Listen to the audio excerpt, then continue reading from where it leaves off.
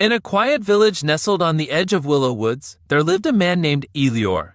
Elior was an ordinary farmer by day, tending to his fields and livestock.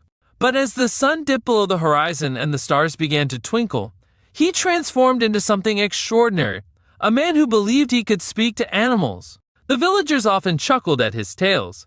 "Elior and his critters," they'd say, shaking their heads with bemused smiles. But Elior was unfazed. He knew what he had heard. The first time it happened, he was a boy, barely 9, sitting beneath the ancient oak at the forest's edge.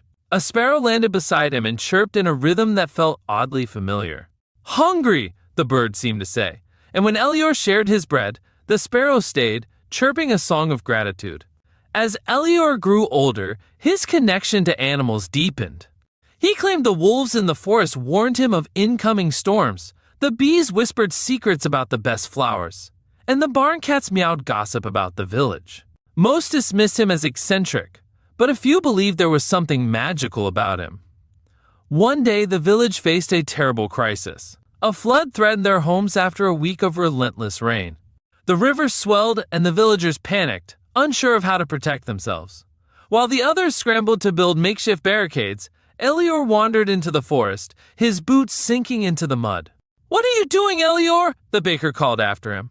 "Seeking help," he replied cryptically, and disappeared among the trees. In the heart of Willow Woods, Elior sat cross-legged and closed his eyes. He listened, not with his ears, but with his heart.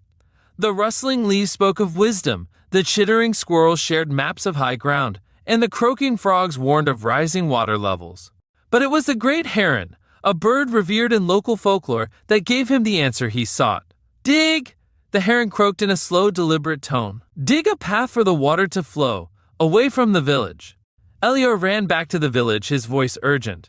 "We need to dig a trench. It'll divert the water." The villagers hesitated, doubting him as always. But when the rain intensified, they decided they had nothing to lose. Following Elior's instructions, they worked through the night. By dawn, the trench was complete, and the floodwaters were safely redirected away from their homes. The villagers stared at Elior in awe. "How did you know?" "The animals told me," he said simply, as if it were the most natural thing in the world. From that day forward, no one laughed at Elior. The villagers often sought his guidance, especially when it came to the natural world. And though Elior never sought fame or fortune, he became a legend in the village, a man whose connection to the creatures of the earth saved them all.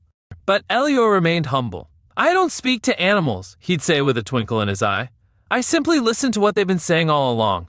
And so the whisperer of Willow Woods lived out his days, teaching others to listen, not just with their ears, but with their hearts too.